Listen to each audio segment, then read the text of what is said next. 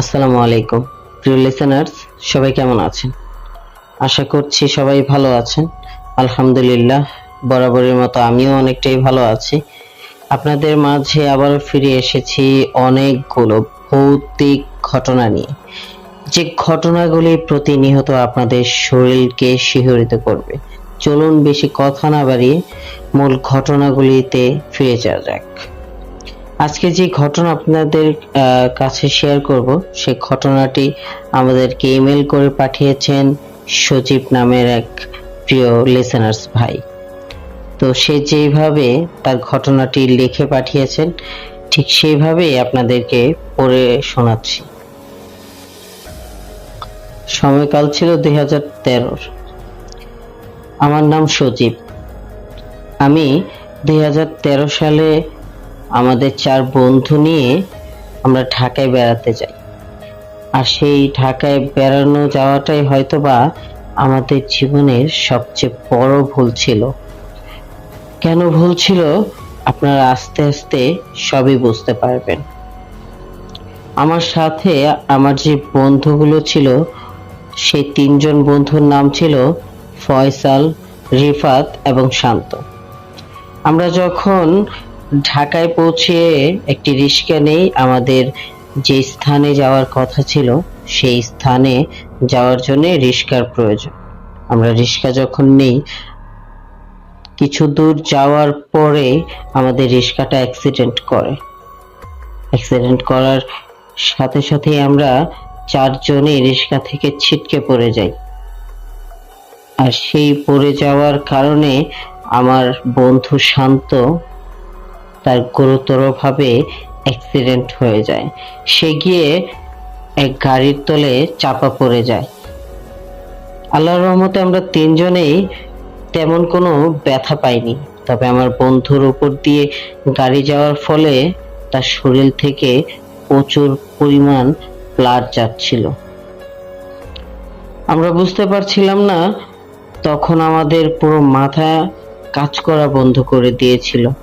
আমরা কি করব বুঝতে পারছিলাম না। তখন তাকে নিয়ে ধরাধরি করে অনেকজন আমাদের সাথে হাসপাতালে যায়। হাসপাতালে যেতে যেতে আমার বন্ধুর প্রচুর পরিমাণের রক্ত বের হয়। সেই রক্ত বের হওয়ার কারণে তাকে আর হাসপাতালে নেওয়া সম্ভব হয় না। তার আগেই সে আমাদেরকে ছেড়ে চলে যায়। তার মৃত্যুটা এমন অস্বাভাবিক ছিল, আমরা কখনো কল্পনাই করতে পারিনি যে ঢাকায় আসাটা আমাদের এত বড় ভুল হয়ে যাবে। আমরা হাসপাতালে নেওয়ার পর ডাক্তার তাকে ধরে যখন বলে যে সে মৃত, আমরা নিজেকে কন্ট্রোল করতে পারিনি। ভীষণ পরিমাণ কান্না করি, প্রচন্ড কান্না করি। আর তাকে হাসপাতালে নিতে নিতে প্রায় আসর হয়ে যায়। তাকে তারপরেও জোর করে ট্রিটমেন্ট করাতে পাঠিয়ে দিই।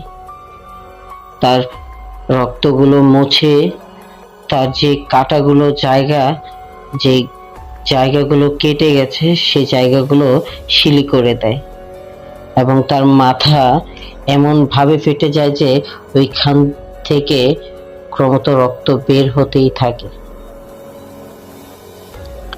এত পরিমাণ রক্ত বের হতে থাকে যে আটকানোই সম্ভব ছিল না। সবাই অবাক হয়ে গিয়েছিলাম যে মৃত ব্যক্তির শরীর থেকে এত রক্ত কিভাবে পড়ে। কোনোভাবে জরুরি বিভাগ থেকে ব্যান্ডেজ করে দেয়া হয়। আমরা সে ব্যান্ডেজ করে নিয়ে তখন তাকে ব্যান্ডেজ করার পর একটি অ্যাম্বুলেন্স জোগাড় করি। অ্যাম্বুলেন্স জোগাড় করার সময়টা ছিল প্রায় সন্ধ্যা গনিয়ে 7টার মতো বা 7:30টার মতো বাজে। তখন আমরা একটা অ্যাম্বুলেন্স জোগাড় করি। জোগাড় করে তাকে অ্যাম্বুলেন্সে নেই। অ্যাম্বুলেন্সে নিয়ে গাড়ি ছাড়া হয়। আমার যে বন্ধু দুজন ছিল, রিফাত আর ফয়সাল, তারা দুজন পিছনে ছিল আর আমি ড্রাইভারের সাথে ছিলাম। ড্রাইভারের সাথে যখন আমি বসেছিলাম তখন কেন জানি আমার মনে হচ্ছিল যে ড্রাইভারের আচরণটা আমার একটু অন্যরকম লাগছিল। ড্রাইভার যখন গাড়ি স্টার্ট দিল তখনও আমার একটু অন্যরকম ভয় ভয় ফিল করছিলাম। আমি কিছুই বুঝতে পারছিলাম না। নিজের মনটাকে সান্ত্বনা দিলাম এই বলে যে হয়তোবা বন্ধু মারা যাওয়ার কারণে আমি নার্ভাস হয়ে আছি। আমার মনে একটি অশান্তি বিরাজ করছে। এত কিছু না ভেবে আমি চুপ করে রইলাম। গাড়ি তার স্থির গতিতে চলতে লাগলো। আমার কেন যেন ওই দিন মনে হচ্ছিল যে এই গাড়িটা যত দ্রুত চলছিল, মানে যত দ্রুত চলার কথা ছিল তত দ্রুত চলছিল না, কেমন যেন স্লো ভাবে চলছিল। আমরা যখন শহর পেরিয়ে গ্রামের দিকে রওনা দিলাম তখনই আমাদের সাথে অদ্ভুত ঘটনা ঘটতে লাগলো। যে কফিনে একটি লাশ থাকলে কফিনটা ভারী থাকার কথা, আমরা গ্রামের রাস্তায় ঢোকার সাথে সাথে সে কফিনটা আমাদের কাছে খুব হালকা মনে হচ্ছিল। রিফাত আর ফয়সাল পিছন থেকে বলল যে বন্ধু, কফিনটা শুধু বারবার লড়াচড়া করছে, এতক্ষণ কোনো নড়াচড়া ছিল না। তখন আমি বললাম যে হয়তোবা রাস্তার কারণে কফিনটা লড়ছে, তোরা দুজন কফিনটাকে ধরে রাখ। আমার কথা মতো তারা কফিনটিকে ধরে রাখে।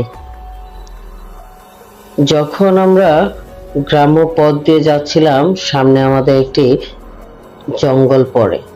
জঙ্গলটা তেমন ঘন ছিল না, তবে কিছু কিছু জায়গায় বাঁশঝাড় ছিল। হঠাৎ গাড়িটা কেমন যেন থেমে গেল। আমি বলতে লাগলাম যে ভাই, গাড়িটা এমন জায়গায় কেন থামালেন? ড্রাইভার বলে উঠল যে চুপ করে থাকো। ড্রাইভারের কথাটা কেন জানি আমার কাছে অদ্ভুত মনে হলো। ফয়সাল এবং রিফাত আমাকে বারবার জিজ্ঞাসা করলো যে তোরা গাড়ি কেন থামালি।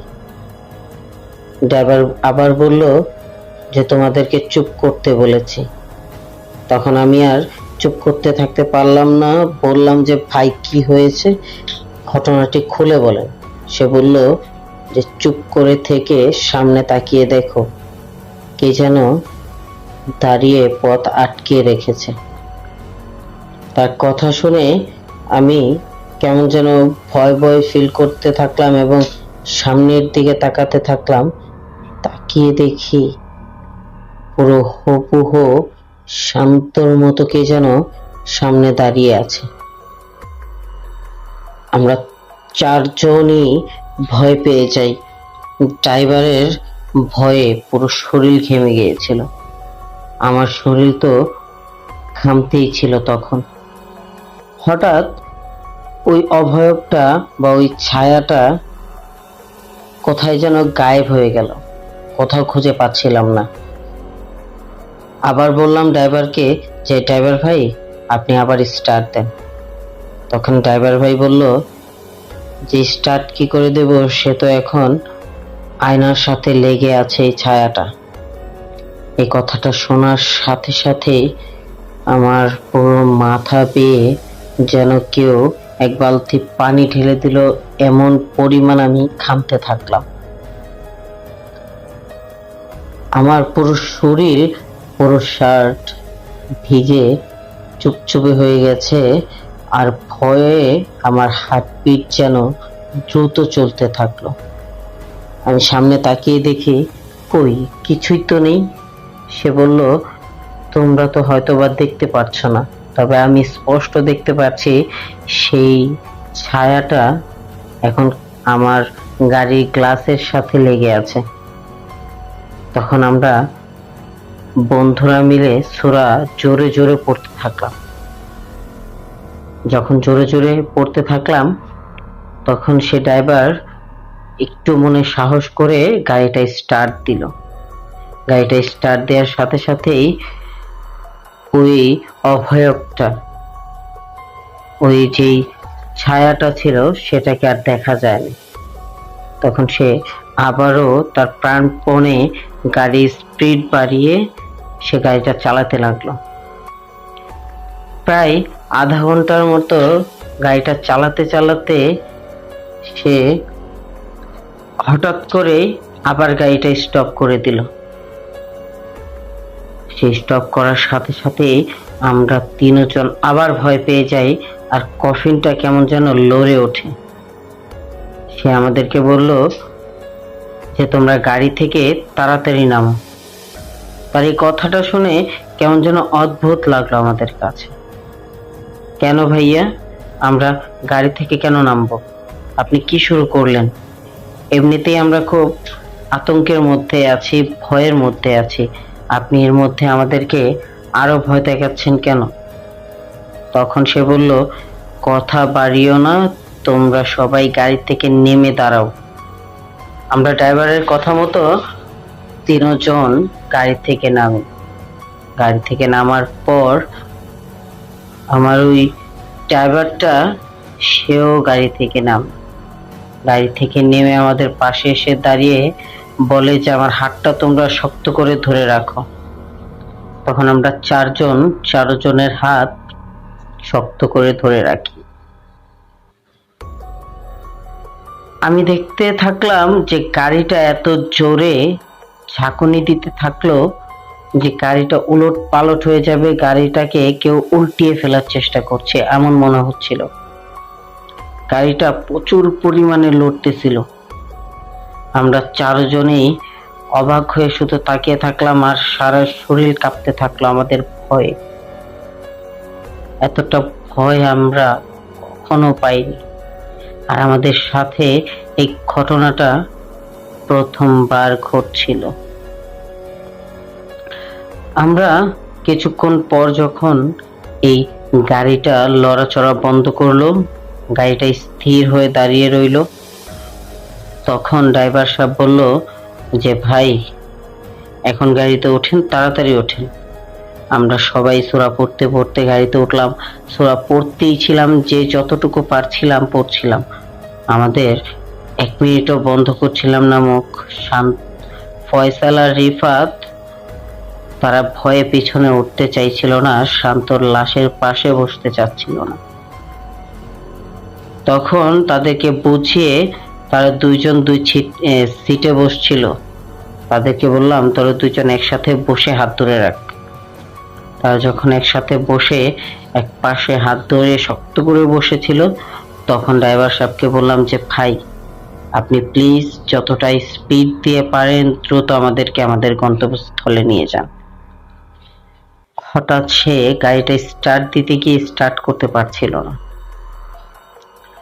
এমন ভাবে গাড়িটা দাঁড়িয়ে পড়েছিল যে কেউ যেন পিছে দিয়ে গাড়িটাকে ধরে রেখেছে। গাড়িটা একবার স্টার্ট হয়, একবার বন্ধ হয়। আল্লাহর অশেষ রহমত যে একটু পরে গাড়িটা চলতে লাগলো।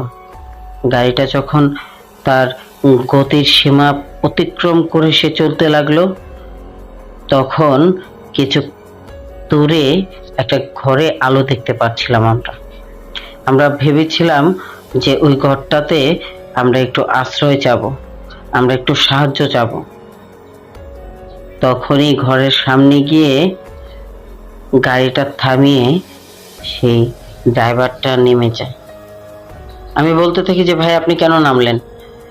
আমরা তো ভেবেছিলাম যে একসাথে আমরা গাড়ি থেকে নামবো, নেমে ওই বাড়িতে গিয়ে সাহায্য চাইবো। সে কোনো কথাই বলছিল না, শুধু সোজা হেঁটে চলে যাচ্ছিল। তার হেঁটে চলে যাওয়াটা কেন যেন আমার কাছে অদ্ভুত মনে হচ্ছিল। আমরা তিনজনই তখন দৌড়ে গাড়ি থেকে নেমে এক দৌড়ে সে বাড়িতে চলে যাই। সে বাড়িতে গিয়ে দরজা নক করতে করতে প্রায় 4 থেকে 5 মিনিট পর দরজা খোলে একজন ইয়াং ছেলে।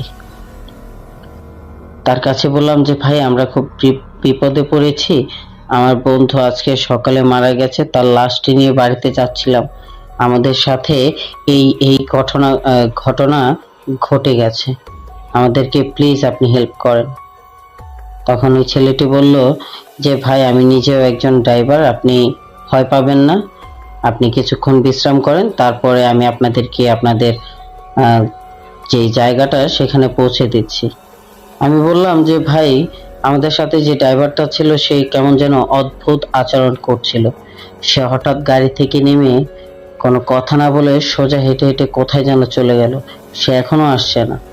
তখন ওই লোকটি বলল যে আপনারা এখানে কতক্ষণ বিশ্রাম করে দেখেন সে আসে কিনা। আমরা তখন সেখানে পানি খেলাম, খেয়ে কিছুক্ষণ তার জন্য ওয়েট করলাম, তারপরেও তার কোনো হদিশ পাচ্ছিলাম না। হঠাৎ সেই ভদ্র ছেলেটি বলতে লাগলো যে ভাই, হয়তোবা আপনার ড্রাইভারটি আসবে না, চলেন আপনাদেরকে পৌঁছে দিয়ে আসি। আমি বললাম ভাই, এখন সময় কতটুকু সময় হয়েছে, কয়টা বাজে ঘড়িতে? তখন ওই ছেলেটি বলল এখন প্রায় রাত 1টার ঊর্ধ্বে বাজে। আমরা সবাই অবাক হয়ে গেলাম যে বাড়িতে যেতে আমাদের এত সময় লেগে যাচ্ছে। তখন ওই ছেলেটি আমাদেরকে নিয়ে গাড়িতে উঠে ছেলেটি চালাতে লাগলো গাড়িটি। চালাতে চালাতে একসময় বাড়ির কাছে পৌঁছাতেই মানুষের আহাজারি আর কান্নাকাটিতে পুরো এলাকাটা ভরে গেল। মানুষের চিৎকার করে কান্না, আর্তনাদ কেমন যেন আমাদেরকেও কাঁদিয়ে উঠলো। আমরাও কাঁদতে থাকলাম আর বন্ধুর মৃতদেহটা কফিন থেকে নামিয়ে সোজা বাড়ির মধ্যে নিয়ে গেলাম।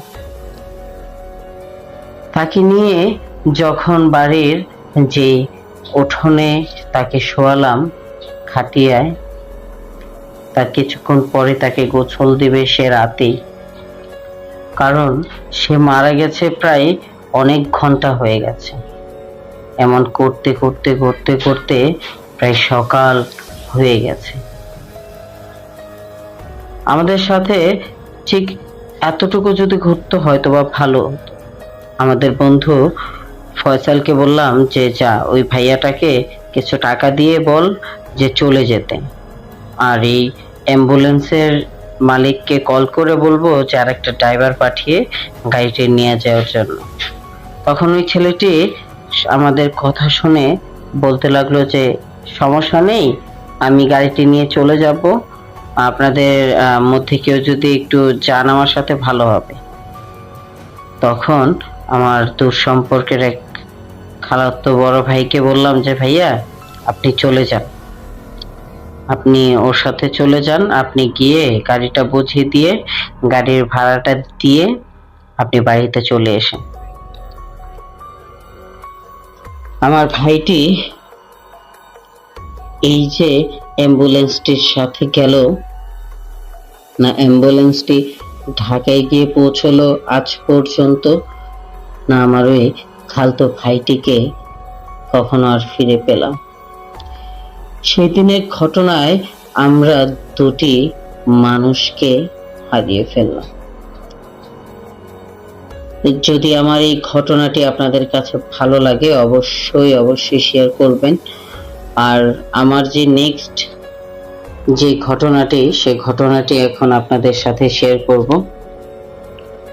সেই ঘটনাটি একটি বৃদ্ধা মহিলাকে নিয়ে কেন্দ্র করে। আমরা তখন হাই স্কুলে পড়ি, আমরা ক্লাস 9-এ পড়ি তখন। এই তো বেশি দিন হবে বলে মনে হচ্ছে না, ঘটনাটি 2009 বা 10-এর হবে।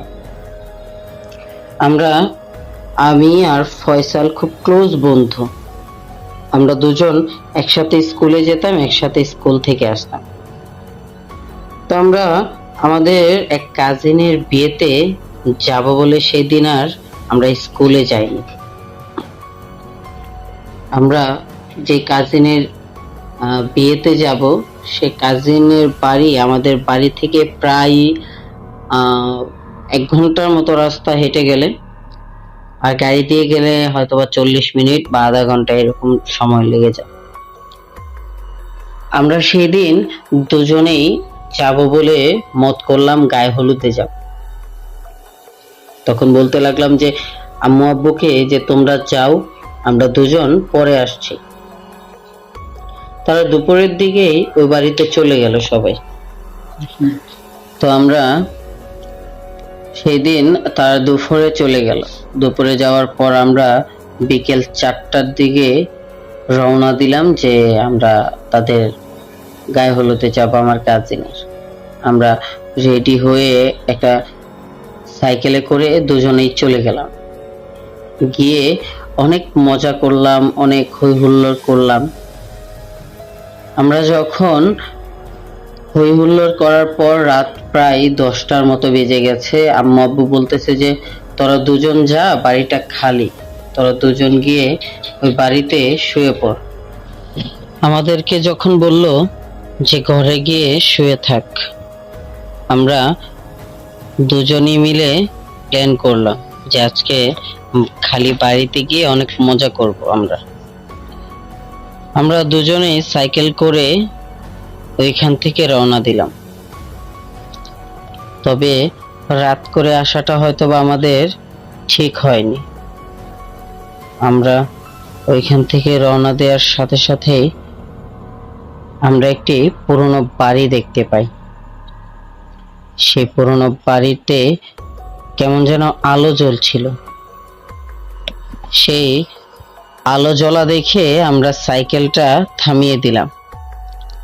সাইকেলটা থামানোর পর আমরা খুব গভীর মনোযোগ দিয়ে দেখতে লাগলাম যে বাড়িতে তো কখনোই কেউ থাকে না, তো আজ কেন এখানে লাইট জ্বলছে। হঠাৎ দেখতে পারলাম যে ওই বাড়ির পাশে ছোট্ট একটি গর্ত ছিল। সেই গর্তে অনেক ময়লা সবসময় জমে থাকতো।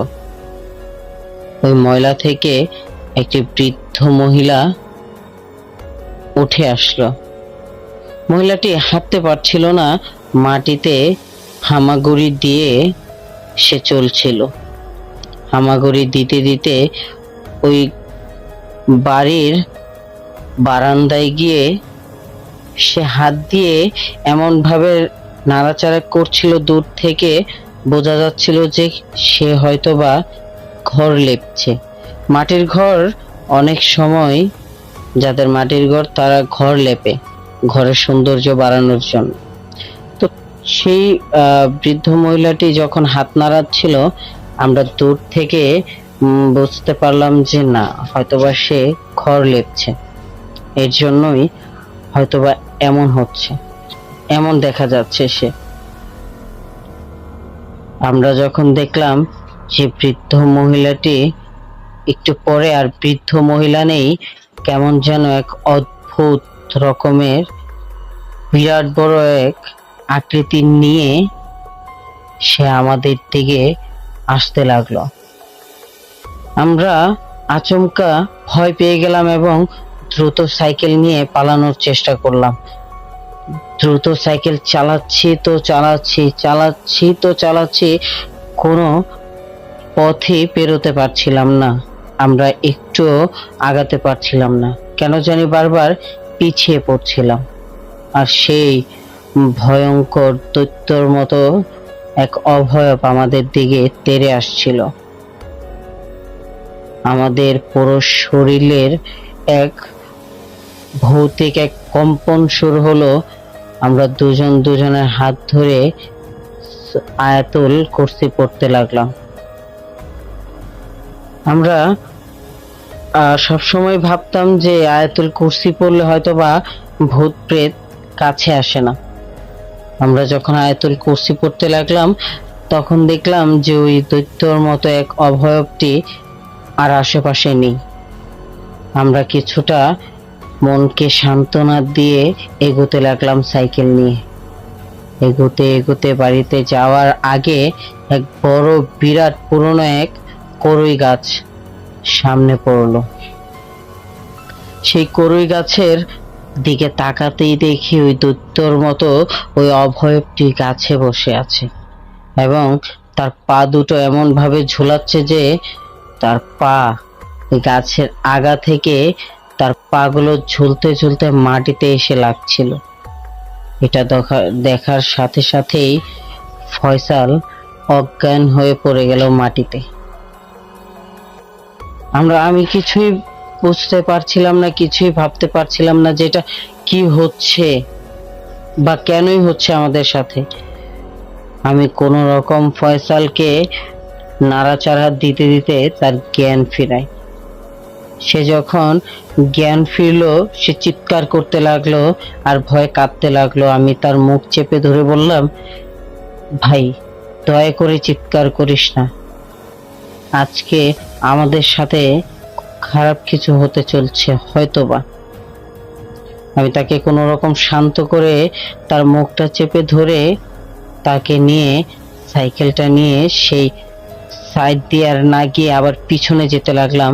তখন ফয়সাল বলল, পিছনে গিয়ে কি লাভ, পিছনে তো ওই পুরনো বাড়িটা আছে। সেটা শোনার পর আর এক পাও পিছোতে ইচ্ছে করলো না। তখন মনকে সান্ত্বনা এবং শান্তি দেওয়ার জন্য ভাবলাম যে না, এখন আর পেছনে যাব না, যা হবার হবে সামনের দিকেই যাব। যখন আমরা সামনের দিকে আল্লাহর নাম নিয়ে এগোতে লাগলাম, আস্তে আস্তে ওই অভয়টা কেমন যেন অদৃশ্য হতে লাগলো। আমরা কোন রকম বাড়িতে পৌঁছিয়ে দুজনেই বাড়ির উঠোনে গিয়ে সেন্সলেস হয়ে পড়ে যাই। হয়তোবা এমন ভাবেই সেন্সলেস হয়েছিলাম, সকাল গড়িয়ে প্রায় 10টা-11টা বাজে যখন আমাদের বাড়ির সামনে দিয়ে মানুষজন যেতে লাগলো, তখন আমাদেরকে দেখে তারা আমাদের বারান্দায় নিয়ে আমাদেরকে পানি ঢেলে আমাদের জ্ঞান ফেরায়। আমাদের জ্ঞান ফেরার সাথে সাথে তারা জিজ্ঞাসা করে যে কি হয়েছে তোমাদের কি হয়েছিল। তখন আমরা সব ঘটনা খুলে বলি। তাদেরকে ঘটনা বলতে বলতে আমরা তাকিয়ে দেখি যে আমাদের বাবা মা তখনই চলে এসেছে। হয়তোবা তারা আমাদের এই সেন্সলেস দেখে তারা আমাদের বাবা মাকে খবর দিয়েছিল, তাই তারা তখনই চলে এসেছে। তারা এসে আমাদেরকে যখন বলল যে কি হয়েছে, তোদের কি সমস্যা,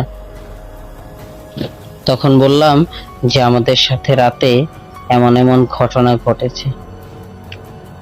তখন প্রাথমিকভাবে এক ইমাম সাহেব এনে আমাদেরকে ঝাড়ফুঁক করিয়ে আমাদেরকে ঝাড়তে লাগলো।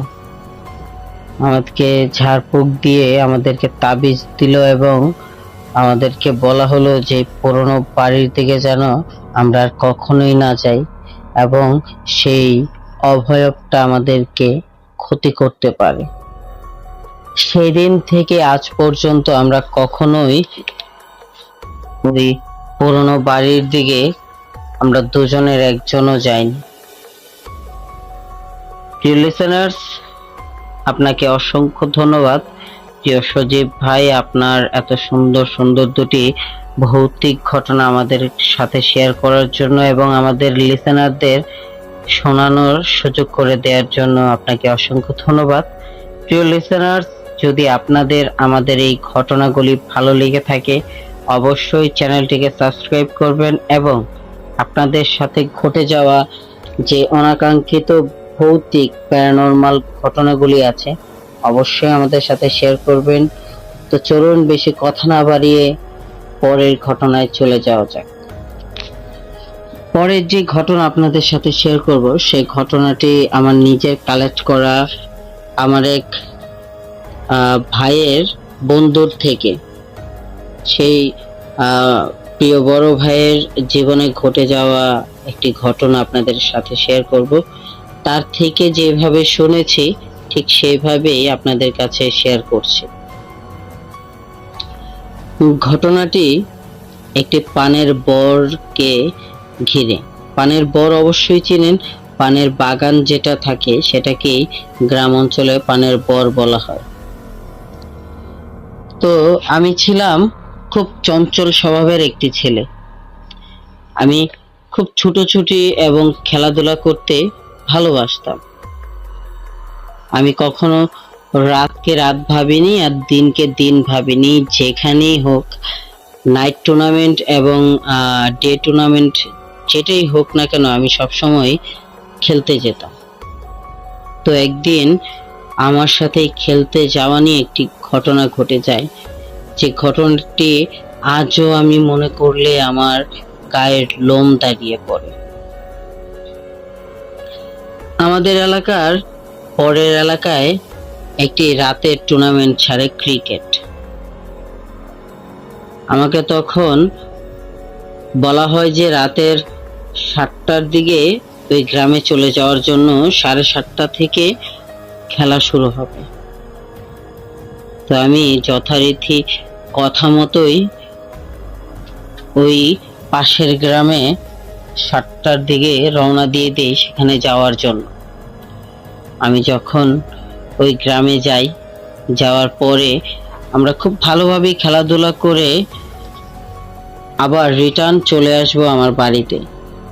তখন প্রায় ঘড়িতে 11টার মতো বাজে। যখন সময় এতটা বেজে গেছে, আমি কোনো কিছু না ভেবেই আমি রওনা দিয়ে দিই। তখন আমার সাথে আর কেউ ছিল না, আমি একা একাই হাঁটতে লাগলাম। শীতের দিন ছিল, গায়ের জ্যাকেটটাও পরা ছিল। আমি কিছু দূর আসতেই আমার শরীরটা কেমন যেন ঘেমে যাচ্ছিল, এর জন্য আমি আমার জ্যাকেটটা আমার কাঁধে ঝুলিয়ে রাখি। নিচে একটা গেঞ্জি ছিল আমার। আমি যখন আস্তে আস্তে সামনে এগোতে থাকি, সামনে একটি পানের বর আমার সামনে পড়ে।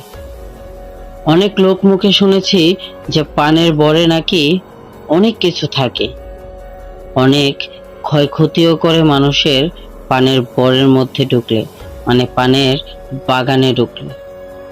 আমি তো সাইড দিয়ে যাচ্ছিলাম, আমার ভয় পাওয়ার তেমন কিছুই ছিল না।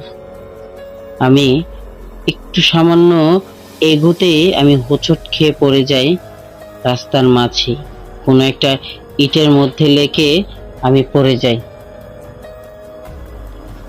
যখন আমি মাথা উঠাবো তখনই দেখতে পেলাম যে আমার মাথার ওপর সাইডে পানের বরের ওপর একটা মাথাবিহীন শরীর।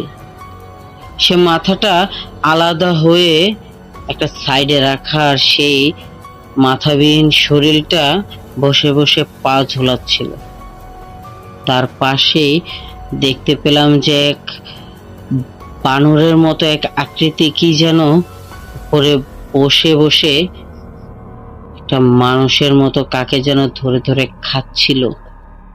এটা দেখার পর আমি আর নিজেকে কন্ট্রোল করতে পারলাম না, একটা চিৎকার দিয়ে আমি দৌড়তে দৌড়তে যখন সামনে এগোতে লাগলাম, আমার সামনে কবরস্থান পড়লো।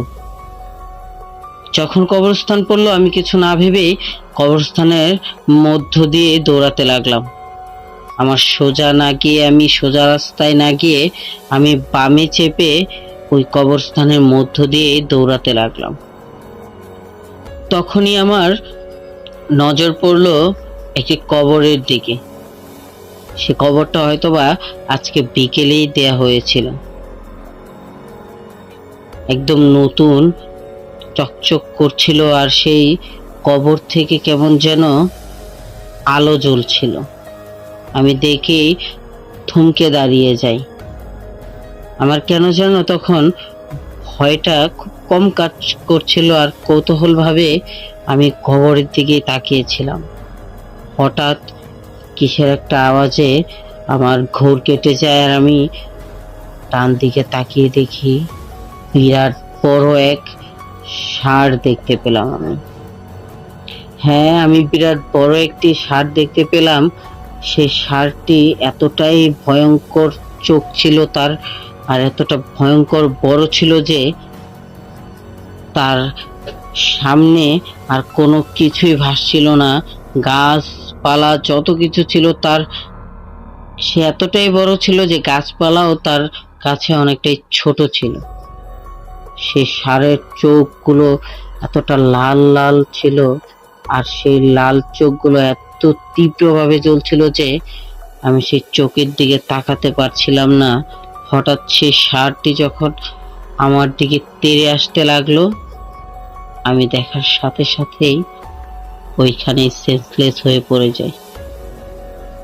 যখন আমার জ্ঞান ফিরলো, আমার কেমন যেন মনে হচ্ছিল যে আমার মাথার পাশেই কারো চুল আমার গালে লাগছিল, আমার কানে লাগছিল এবং মাথায় স্পর্শ করছিল সেই চুলগুলো। হঠাৎ করে তাকিয়ে দেখি কে একজন আমার কানের পাশেই আরবি পড়ছিল, আর তার চুলগুলোই আমার মাথায় লাগছিল। আমি যখন ভয় পেয়ে তার কোল থেকে আমার মাথাটা ওঠাই, তাকিয়ে দেখি অনেকগুলো মানুষ আমাকে ঘিরে আছে। আর এক মৌলবীর তার কোলে আমি মাথা রেখে শুয়েছিলাম। তখন সে বলল যে, বাবা তুমি কবরস্থানে কি করছিলে এত রাতে? আমি বললাম যে আমি তো খেলতে গিয়েছিলাম। আমি খেলা থেকে আসতে গিয়ে পানের বরে আমি এমন এমন জিনিস দেখতে পেলাম, আর সেখান থেকে দৌড়ে পালানোর জন্য আমি এই রাস্তা দিয়ে, এই কবরস্থানের মধ্য দিয়ে দৌড়াতে লাগলাম এবং দেখতে পেলাম হঠাৎ করে যে এই কবর থেকে আলো জ্বলছে, আর সেইখান থেকে একটা ষাঁড় দেখেই আমি ভয়ে সেন্সলেস হয়ে পড়ি। তখন সেই মৌলবী বলল যে তোমার ভয়ের কিছুই নেই, তুমি বাড়িতে যাও। সে আমাকে কিছু ঝাড়ফুঁক দিয়ে বাড়িতে যেতে বলল। আমি বাড়িতে গিয়ে গোসল টোসল করে ফ্রেশ হয়ে আমি শুয়ে পড়লাম। আমি ঘুমানোর চেষ্টা করলাম যে যদি একটু মনে প্রশান্তি জাগে। আমি যখন রুমটা বন্ধ করে দিয়ে ঘুমানোর জন্য চেষ্টা করলাম, তখনই কেমন যেন আমার ঘরে আগরবাতির ঘ্রাণ পেতে লাগলাম। আমি এদিক ওদিক তাকাতেই দেখি যে আমার খাটের পাশে সেই কবরটা।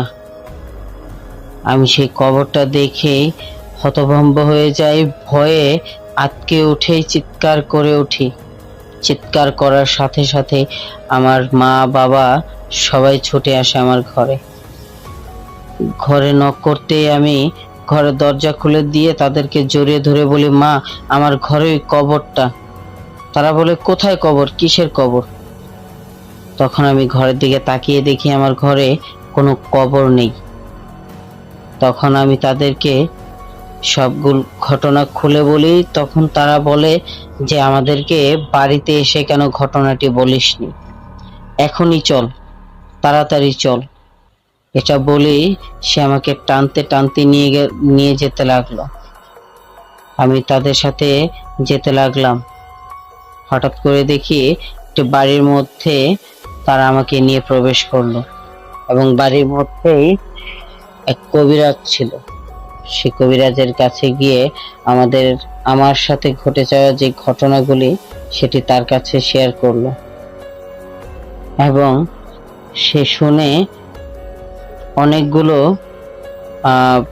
ঘাটের পানি এবং মিষ্টি আরো অনেক কিছু নিয়ে রাত্রিতে আমার বাবাকে দেখা করতে বলল যে এগুলো যদি করে আসন বেঁধে সেই অভয়টির সাথে কথা বলা যায়, বা কবরের যে সমস্যাটি সেটির সাথে যদি কথা বলা যায়, অবশ্যই সেই সমস্যাটি দূর হয়ে যাবে, এবং সেই প্যারানরমাল যে অভয়টা যেটা আমার পিছু করছে, যে কবরটা, সেটা আমাকে ছেড়ে দিবে।